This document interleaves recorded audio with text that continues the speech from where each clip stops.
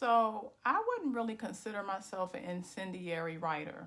I don't think I'm an incendiary writer, meaning that I don't pick up titles or pick up concepts just to be incendiary. But I'm known as T Styles, the Twisted Author, because of my ability to tell those stories that people like to push under the rug, and at the same time to make it vivid enough so you can see what it is I'm saying.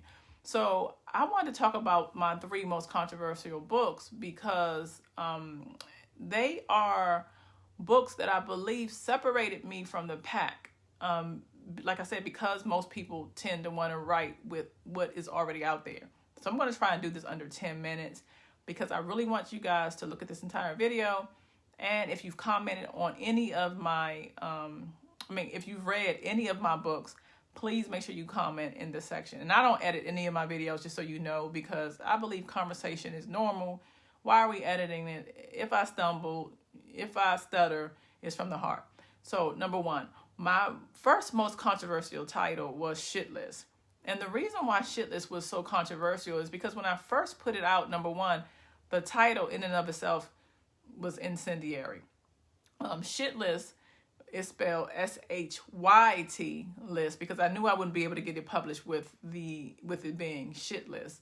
And it was also considered a thin book. And I'm thinking now that I think about it, the book is probably thin because it wasn't double spaced. So it wasn't set up in the same standards as some of the other books, because I don't think Shyt List is a small book, but it was controversial because it depicted the life of Ivana Harris. And basically she's from Washington, D.C. She had some friends who knew that her man was sleeping with one of the other group of friends. So this bond was amongst a group of friends. And one of the girls within these friends was sleeping with her boyfriend and had gotten pregnant. And she felt, I guess, betrayed since all of them knew and they didn't tell her. So she goes away, comes back, and then makes a list of everybody who she wants to get revenge on. The thing is, a lot of them didn't even really know that she had a gripe with all of them. So she goes down the list of just annihilating people. So it has some things like pooping on the grave.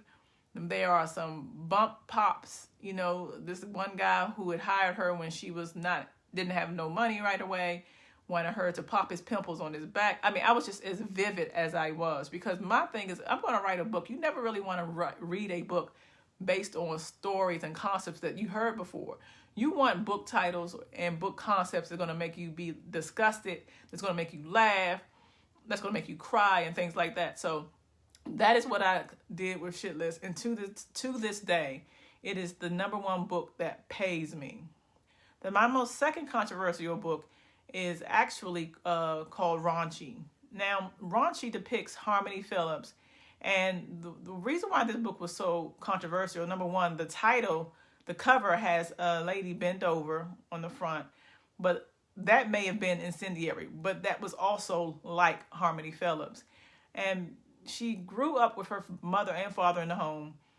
The mother did all she could to get the father out of the home, and in the end separated him from his daughter. And the mother just treated her badly. She first turned her on to alcohol. She first turned her on to, how to have sex. It was just a whole lot of stuff. She was abused by both her grandmother, sexually abused by both her grandmother and uncle. Now that topic right there really is controversial, but it happens. I know people who that has happened to. And it always boggles my mind why people are sometimes upset by things that actually happen. Just because you don't want to hear these people's stories don't mean they don't need to be told. So Raunchy to me is my way of saying, you know what? We really need to start taking care of the children in and around our lives, even if they aren't your child. If you are an aunt and you detect something is off, go see about that child. Because what ended up happening was Harmony did more damage to her two children, Majesty and Jaden, than anybody ever could. So what would have happened if somebody would have stepped in and just to make sure that this little girl was okay? So that is definitely a controversial book. Do not read that if you have a soft stomach. My third most controversial book is something I talked about already on this channel, which is Silence of the Nine. Silence of the Nine depicts Carrick Prophet. He was from Africa, and he was run out of Africa due to his crimes and some things that he did. So he came over to America looking for a better life, was immediately told he was disgusting or was treated unfairly because he believes due to his darker skin. And he wanted the rich American lifestyle. He wanted the dream.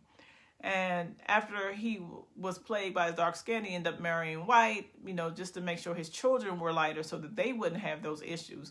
But also because he became wealthy, he became really wealthy in the drug industry and things like that. He demanded that his children breed amongst themselves, brother and sisters, that kind of thing.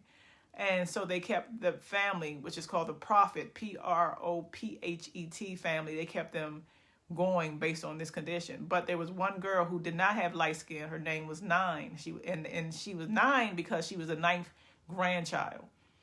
And she was kept in the basement due to this. That book was controversial for so many reasons. Skin color, breeding amongst themselves.